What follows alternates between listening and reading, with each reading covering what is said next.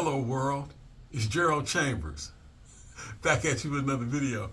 Okay, I'm back in these YouTube streets, trying to get some of that algorithm love.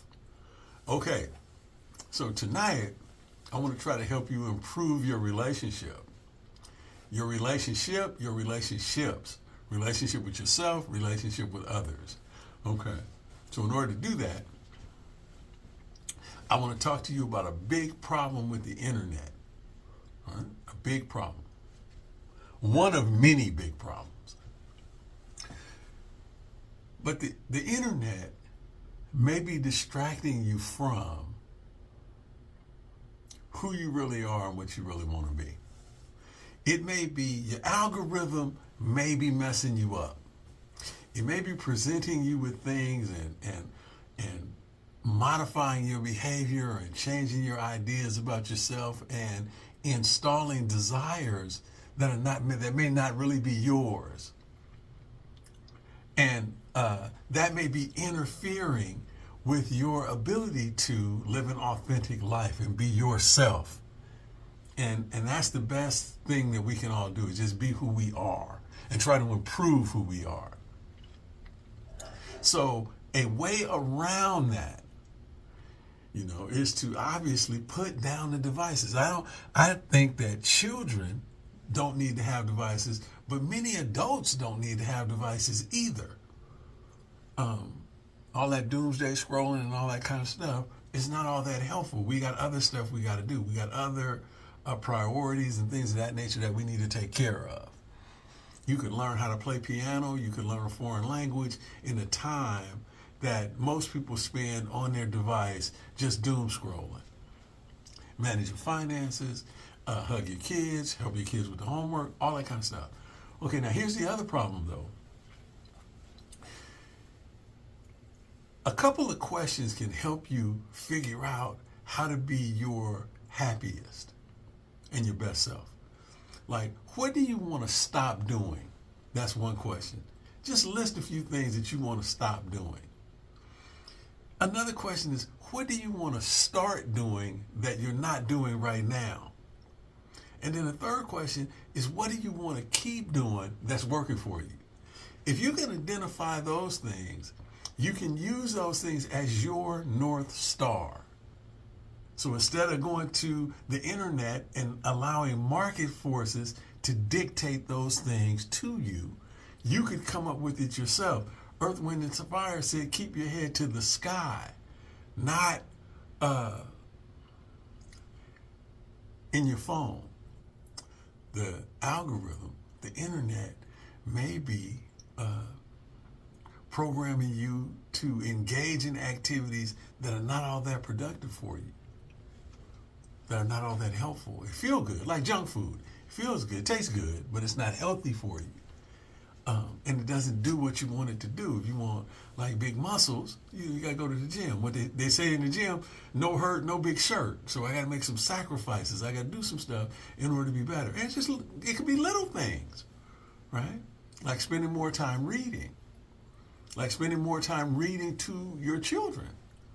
Spending more time exercising. Spending more time managing your diet. Making sure you're not bringing food into the house that you know you shouldn't eat. That kind of stuff. And see, the internet might be making you hungry, right? For things that you shouldn't be eating, right? Might be triggering you. It's a dating app, right? You might be triggered to be doing all kind of sex seeking and all that kind of stuff because you're looking on your phone. One of the biggest things for you guys in recovery, one of the biggest things you can do with your phone is get to a virtual meeting. That's the number one thing you ought to be doing with your phone. And some of you are talking like, oh, I don't do those. I don't like virtual meetings. I like in-person meetings. Well, in order to build a house, you need a hammer and a saw. You don't hear a carpenter talking about, oh, I don't like saws, or oh, I don't like hammers. No, it's not a matter of what you like, it's what you need, right? And in order to build a house, you need both those tools. So in order to build your recovery, you need both those things. You need virtual meetings and in-person meetings.